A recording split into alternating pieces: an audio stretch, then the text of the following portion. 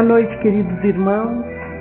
Mais uma vez aqui estamos nos reunindo para aprender um pouquinho mais dessa nossa maravilhosa doutrina espírita e aproveitando este momento tão especial nas nossas vidas, vamos unir os nossos pensamentos neste momento e agradecer a Deus, nosso Pai, a Jesus, nosso amado irmão, e a todos os benfeitores que aqui estão, pela oportunidade que estamos tendo, Senhor, de estar na Tua casa, de aprender os Teus ensinamentos, de receber, Senhor, as Tuas bênçãos, a palavra amorosa, amiga, que iremos ouvir, meditar, refletir, diante daquilo que o nosso expositor falará.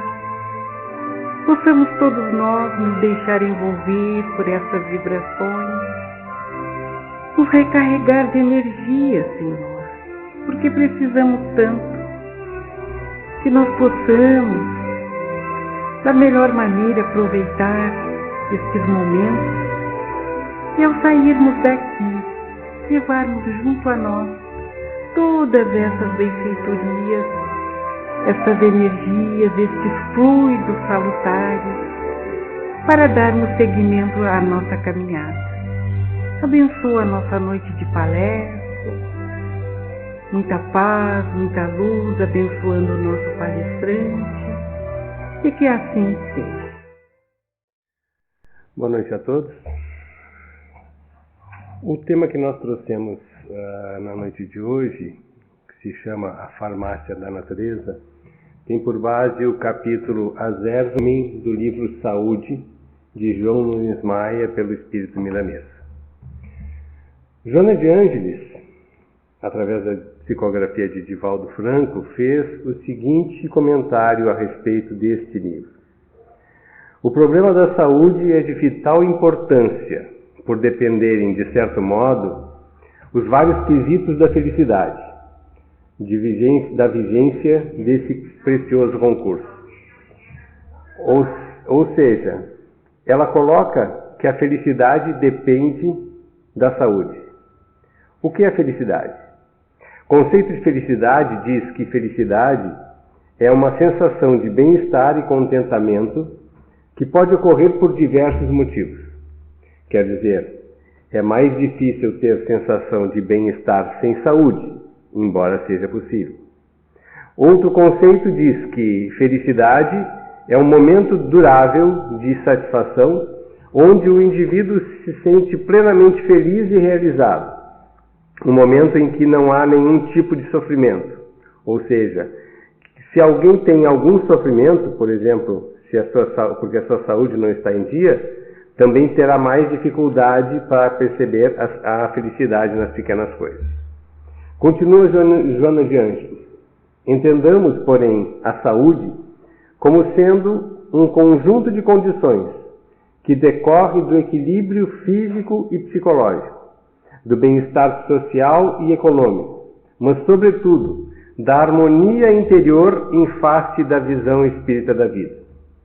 O equilíbrio físico e psicológico dependem do equilíbrio espiritual. A nossa saúde espiritual, por sua vez, é consequência das nossas escolhas nesta e em outras existências. Nosso sofrimento espiritual ou emocional decorre do nosso afastamento das leis divinas, que trazemos inscritas em nossa consciência. Quando o nosso espírito está saudável, ele tem uma mente sadia e um corpo são. A depressão, por exemplo, ela surge porque nós estamos insatisfeitos com a nossa realidade pessoal. E essa é o resultado, nós temos que nos dar conta disso, é o resultado das nossas ações em outras existências ou nesta existência mesmo. Nós sabemos no nosso inconsciente o que nós deveríamos estar fazendo, mas a nossa ligação com hábitos inadequados do passado, como avareza, ciúme, inveja, rancor, ódio, nos afastam desse caminho que nós precisaríamos estar trilhando. Comenta a autora que sem um conhecimento espiritual de profundidade, em torno das causas que propiciam os acontecimentos humanos, com a consequente compreensão da metodologia para conduzir os efeitos, o binômio saúde e doença permanece sob complexidades de difícil condução. A medicina terrestre percebe a saúde apenas como a presente existência. Mas a doutrina espírita nos traz esse conhecimento de que muitos casos somente são explicáveis com o entendimento de que tudo que nós já fizemos contribui para a nossa saúde atual. Ao Espiritismo, diz Joana, cabe a tarefa indeclinável de contribuir com segurança para a equação das dificuldades em torno de muitas patologias e suas consequências terapêuticas, levando a mente a examinar os fatores causais de toda e qualquer ocorrência, melhor oferece os recursos impeditivos de danos ou capazes de equilibrar-lhe os efeitos.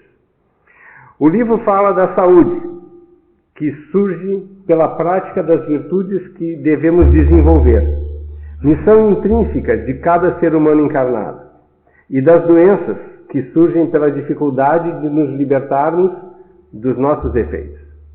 Ao olharmos para o nosso interior, podemos identificar o que precisamos mudar na nossa conduta e assim seguirmos para a saúde integral.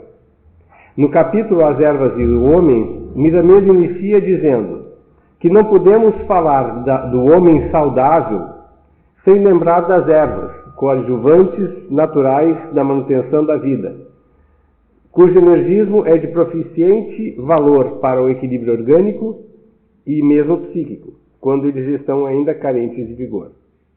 O homem já passou por muitas etapas em termos de alimentação. No entanto, nós vivemos uma época em que os meios de comunicação associam prazer, sucesso e felicidade com alimentos de baixa qualidade. Sucos prontos, salgadinhos, doces, bolachas recheadas alegam ter na sua propaganda vitaminas e sais minerais essenciais na sua composição, mas escondem a presença de diversos produtos químicos, como conservantes, acidulantes, corantes, que irão causar problemas na nossa saúde. É possível hoje associarmos vários tipos de doença ao tipo de alimentação que se consome, principalmente os povos ocidentais. Nesses tempos de globalização, o oriental, que tinha uma alimentação mais saudável, tem começado a experimentar doenças que eram quase exclusivas dos ocidentais, por estar começando a imitar o modo de alimentar deles.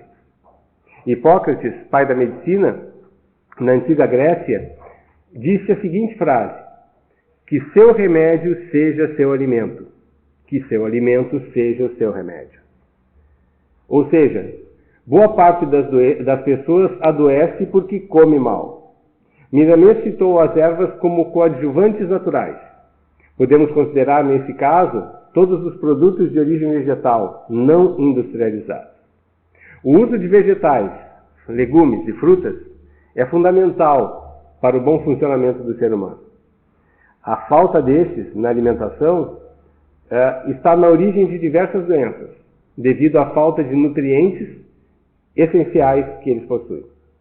Não por acaso, diversas pessoas apresentam prisão de ventre ou constipação. Isso porque devido a uma dificuldade de funcionamento do intestino, geralmente por falta de um ou mais dos 3 componentes básicos: água, fibra e movimento. A principal fibra a auxiliar na movimentação do intestino está presente nas frutas, verduras e legumes, preferentemente cruas, pois auxiliarão mais esse processo. E por que é tão importante a movimentação do intestino? Porque nosso intestino se produz quase 90% da serotonina que nós utilizamos no corpo. E o que é serotonina? Serotonina é o neurotransmissor responsável pela sensação de bem-estar. Pessoas com depressão precisam muitas vezes de medicamentos que auxiliem a recaptação da serotonina. Muitas delas poderão ter melhora do estado emocional se tiverem um funcionamento melhor do intestino. Então, para muitas pessoas com depressão, a utilização de frutas, verduras e legumes já é parte do tratamento. Não bastasse apenas o tipo de alimento, também temos problemas com o excesso de comida ingerida por muitas pessoas. A gula é um dos chamados 7 defeitos capitais, cuja virtude a ser incentivada é a temperança, ou seja, o autocontrole. Quem nasce guloso tem grande possibilidade de ter desencarnado guloso em outra encarnação. E não chegou a desenvolver o autocontrole antes de desencarnar. E essa impressão se manteve impregnado no seu DNA e ele traz para a nova existência aquela forma que ele agia. Quando volta para o corpo físico, tem as mesmas características que tinha na vida anterior antes de deixar o corpo físico. Por isso é tão importante, em qualquer uma das etapas da vida, nós estarmos predispostos à reforma íntima. Ah, porque eu estou mais velho, então eu não preciso me preocupar com gula, com peso, com saúde. Não, isso faz parte da nossa educação, da nossa reforma íntima. Outra possibilidade para a gula, desde a terra infância, pode ser o caso do espírito cuja mãe, ao longo da gestação, foi privada de alguma quantidade mínima de alimentos e vem a desenvolver essa necessidade por mais alimento ao longo da existência, como reflexo do medo que adquiriu de não sobreviver. Também pode ter sido por privações alimentares ao longo da infância. Então, são diversas as possibilidades de surgir em alguém esse desvio de comportamento. Se alguém tem dificuldade para identificar como deveria se alimentar, pode ter por base a seguinte frase: coma pela manhã como um rei, ao meio-dia como um príncipe e à noite como um mendigo. Ou seja, é mais saudável comer mais pela manhã e menos à noite, para que a nossa saúde seja mais equilibrada. No entanto, é mais comum nós reunirmos amigos para a janta à noite. Nós dificilmente convidamos os amigos para tomar um café da manhã. E isso ainda regado a alimentos pesados, fortes, de difícil digestão e que podem então já diretamente ocasionar refluxo e gastrite. A gula, para ser vencida, necessita inicialmente de uma identificação de que ela existe como um distúrbio alimentar. Posteriormente, é necessária a aceitação de que é necessário mudar esse distúrbio. E, posteriormente, é necessário um desejo de mudança associado a um esforço pessoal na obtenção do resultado desejado. Paracelso, médico e físico do século XVI, disse que a diferença entre o remédio e o veneno é a dose. No caso da gula, mesmo um alimento saudável consumido com exagero pode ser a fonte de diversos distúrbios. Sabe-se que casos de alergia a determinados alimentos surgem pelo consumo exagerado dos mesmos. Isso se aplica a qualquer tipo de alimento, inclusive frutas e verduras, mas é mais comum com os alimentos industrializados. Se, por um lado, os maus hábitos psicológicos, raiva, inveja, avareza, ódio, atuam como fatores sensibilizantes para a nossa saúde, a má alimentação age como um fator desencadeante de muitos casos de doença. Já a boa alimentação pode agir na recuperação da saúde, e é nesse sentido que Miramês enfatiza o uso de produtos de origem vegetal. Ele diz: o mundo celular do ser humano chega à contagem astronômica de trilhões de vidas minúsculas, pois a citologia moderna as compreende como tais. É, pois, fascinante estudar e compreender como se processa o metabolismo do corpo, as mudanças celulares, moleculares, por que e para que mudam, na urgência de assegurar a harmonia do todo. As nossas células necessitam de nutrientes para um bom funcionamento. As plantas, de forma geral, podem proporcionar todo o alimento necessário ao ser humano, embora existam diversas correntes que enfatizam a necessidade de produtos de origem animal na nossa alimentação.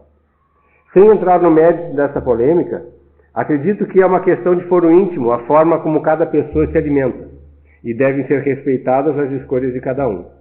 Porém, acho importante que as pessoas tenham conhecimento de que a forma como elas se alimentam hoje pode ser a causa de doenças no futuro, que não estavam previstas no seu planejamento reencarnatório, e que estão surgindo única e exclusivamente pela escolha alimentar que elas estão fazendo.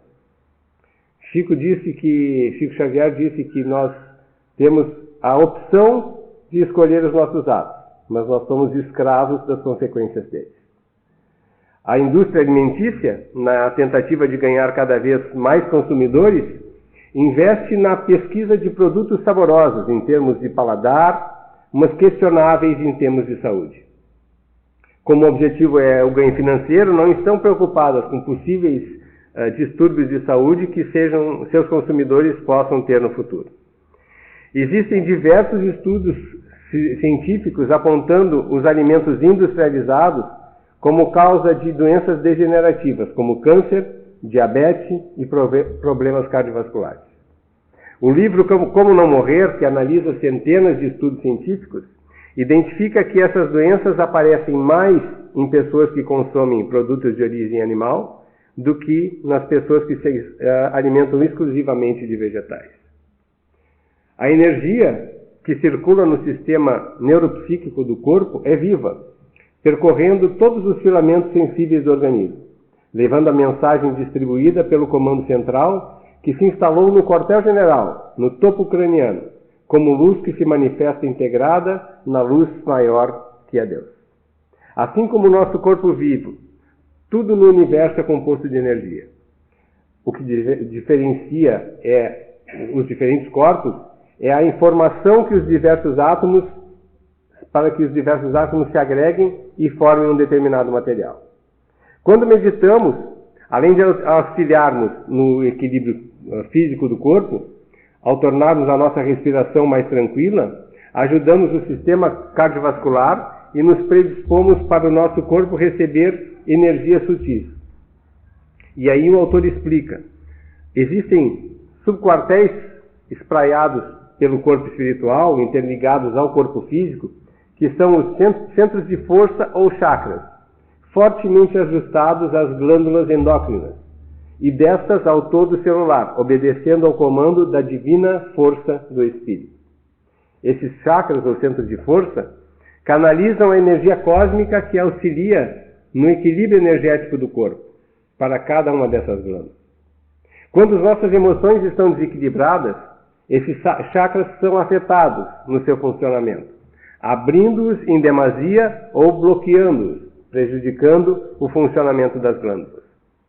Nesse estágio ainda não é possível, não é identificada pela ciência material qualquer disfunção, quando só existe energética. Somente tempos depois, principalmente se essas emoções se repetem com frequência, é que o corpo físico começa a apresentar sinais de desgaste. A razão de estarmos falando de ervas, pontua o Espírito, é que elas também têm corpos com determinado comando, mantendo o equilíbrio com predomínio na natureza bioenergética, dentro e fora de si, guardando no seu mundo interior as bênçãos de Deus para ajudar os homens nas suas jornadas de crescimento. Conhecê-las e utilizá-las corretamente, essa é uma das chaves para alcançar a saúde. Como ele salienta, as plantas possuem predominantemente uma natureza bioenergética. Além disso, elas nos ajudam também com as substâncias químico-biológicas que apresentam.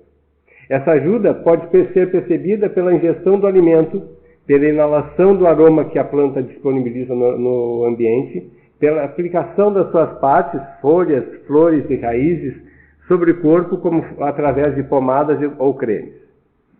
É importante nos darmos conta de que a planta estaria alimentando tanto o corpo físico como a sua estrutura energética. Cada planta contém um tipo de informação diferente que pode auxiliar os mais diversos órgãos. Algumas auxiliarão mais o fígado, outras o estômago, outras o rim.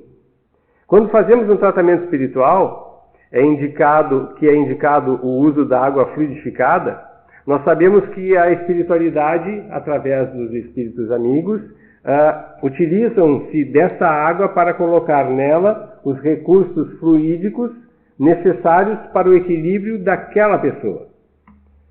Esses fluidos são retirados diretamente da natureza, sendo que cada pessoa recebe os fluidos importantes para ela. Assim, quando é indicado a fluidificação de uma pessoa para uma pessoa, é para essa pessoa que está sendo direcionado a água fluidificada. O que é diferente quando nós fazemos o evangelho no lar e nós colocamos um frasco de água para fluidificar para a família. Então ali vão ser contidos todas as substâncias da natureza que possam beneficiar a todos, mas não a um especificamente. A morada do homem anda um tanto quanto por si mesma e a ignorância a faz sofrer as consequências do mal que o espírito fez no aprendizado. No entanto, os outros reinos vêm em seu auxílio, como no caso dos medicamentos indispensáveis no estágio em que a humanidade se encontra. Muitos medicamentos que nós ingerimos hoje em dia se originam de plantas, mais precisamente dos princípios ativos que essas plantas têm. Às vezes, por estarem em quantidades excessivas no medicamento, eles podem gerar efeitos colaterais. Mas a planta, na natureza, nos oferece esses princípios na quantidade ideal. Não há no plano físico quem não tenha já pensado mal de alguém, falado mal de alguém, feito mal a alguém, nessa ou em outras existências. A questão está na frequência e na intensidade do mal que praticamos. Quanto mais persistimos em atitudes inadequadas, maior a probabilidade disso afetar a nossa saúde. Precisamos nos dar conta que o nosso corpo é 70% água. O Dr. Masaru Emoto, através de diversos estudos com cristais de água, mostrou o quanto o poder das palavras, do pensamento, afeta a estrutura dessas partículas. Se pode afetar a água, pode afetar o nosso corpo. Então, quando nós pensamos mal de alguém, emitimos energias negativas, não pensemos que nós vamos atingir apenas aquela pessoa a quem nós estamos desejando mal. Vai atingir também a nós. Continua Miramês. As ervas ou plantas são recursos valiosos que atingem até outros corpos, além do físico, desde que a nossa sabedoria nos ensine a usá-las com o devido respeito que elas merecem. O uso dos elementos fluidificados das plantas vão estabilizar inicialmente os corpos mais sutis, sede original dos desequilíbrios do homem. Nossa saúde depende inicialmente do nosso espírito. Nos mundos mais avançados, se desconhecem as doenças, porque os seres que lá habitam já não trazem mais essas imperfeições no espírito. Muitos de nós procuram agir, em grande parte do tempo, de forma pacífica, equilibrada, ética. Porém, em determinadas situações, ainda não conseguimos desenvolver o respeito ou o amor ao nosso semelhante, apresentando atitudes egoístas, principalmente quando julgamos que precisamos defender os nossos familiares no plano físico, esquecendo que somos todos filhos de Deus. Essas atitudes, aparentemente inocentes, geram perturbação no nosso ser, porque não estamos agindo de acordo com as leis divinas inscritas na nossa consciência. Ano após ano, repetindo esses comportamentos, vai gerando um desequilíbrio energético que vai afetando o corpo físico. Assim, a doença que, porventura, alguém esteja apresentando hoje, não começou no mês passado ou no ano passado, mas há muito tempo atrás, ou mesmo antes de nós renascermos. Quando todos nós tivermos a consciência da importância de modificarmos as nossas atitudes e da certeza da continuidade da vida, paternidade e maternidade serão realizadas com mais consciência e chamaremos a atenção dos nossos filhos sobre a importância de modificarem as suas atitudes, explicando o porquê isso é necessário para o seu equilíbrio nessa e nas outras existências. É importante não apenas modificarmos a conduta deles em relação à sua forma de agir com o semelhante, mas também os hábitos alimentares, E essa mudança dos hábitos alimentares começa na gestação. A mulher já imprimindo uma alimentação mais saudável na gestação, ela vai começar a educar o espírito a ter prazer em comer determinadas coisas. Quando a mãe come muito doce na gestação, o espírito nasce já com vontade de comer doce.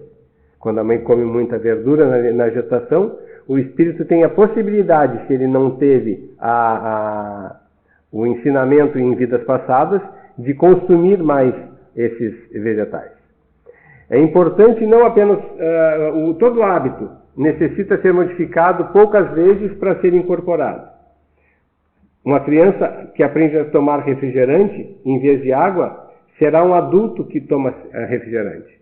Qual a consequência disso? Diabetes, hipertensão, entre outras doenças. Observamos que certos alimentos, quando usados em grande quantidade, eles podem causar intolerâncias alimentares. Lembram que eu falei sobre a diferença entre veneno e remédio, que é a quantidade? Com certeza vocês todos conhecem algum com intolerância a glúten, trigo, cevada ou centeio, ou lactose, leite. Nunca se viu tantos casos como nos últimos anos.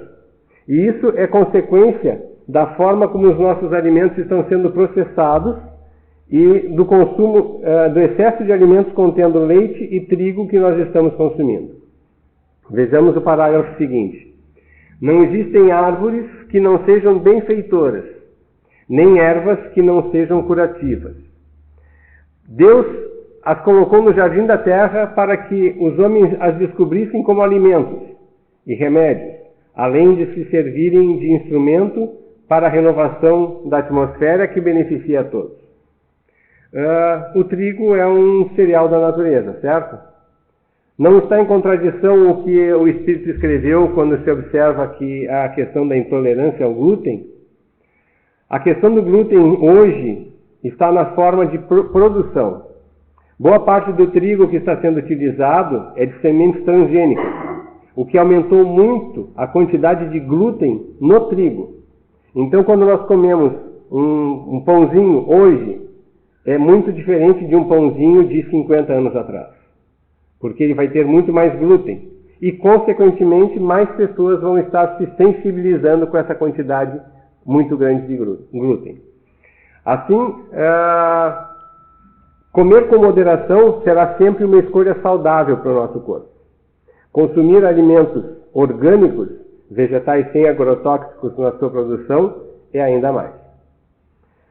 O autor diz: as hortaliças são pratos saudáveis para a alimentação das criaturas na terra, na vida da terra terrena, como também trazem consigo forças curativas. Existe uma corrente alimentar que fala na importância de ingerirmos os alimentos vegetais crus. A alimentação viva é constituída de vegetais crus, frutas, verduras, sementes, brotos, germinados ou hidratados, em que se utiliza de maneira eficiente os nutrientes que as plantas nos oferecem. Ao consumirmos alimentos dessa forma, estamos ingerindo alimentos com a sua estrutura original, organizada em nutrientes e enzimas. Se nós aquecermos uma verdura a mais de 42 graus, as suas estruturas moleculares são afetadas. Grande parte das propriedades nutritivas são perdidas, especialmente as enzimas que são encontradas nos alimentos crus. Quando consumimos alimentos cozidos, precisamos produzir enzimas para a digestão desses alimentos. Já quando ingerimos alimentos crus, eles nos ajudam na digestão e na absorção dos nutrientes. À medida que envelhecemos, nós vamos perdendo a capacidade de produzir enzimas. E então se faz ainda mais importante o consumo de verduras e frutas cruas, para que ajudem na nossa digestão. E aí, como o nosso hábito de 60, 70 anos foi de hábito de comer muito pão, massa, carne, a gente não muda esse hábito e a gente começa com os problemas digestivos e toda hora está procurando médico e mais remédio e a aposentadoria não dá só para os remédios, né? Estudos indicam que por volta dos 40 anos, devido aos desgastes da alimentação moderna, restam cerca de 30% das enzimas digestivas que, uma vez gastas, não tem como substituí-las. Por outro lado, quanto maiores as reservas de enzimas, mais o corpo fica fortalecido e com uma imunidade alta, porque nesse sistema existe mais energia. Quando consumimos alimentos crus, estamos reduzindo a necessidade do uso das nossas enzimas, o que nos proporciona mais anos de vida e mais saúde. Na busca da satisfação pela mesa, pelo prazer da mesa, acabamos priorizando os determinados sabores, como o doce e o salgado, e deixamos de lado sabores como o amargo e o azedo, que também são importantes para a nossa saúde. Finalizando, Miramês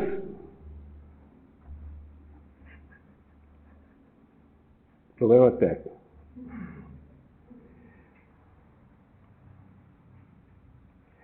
Os alimentos amargos são excelentes medicamentos para o fígado, intestino, estômago, ou seja, todo o processo digestivo.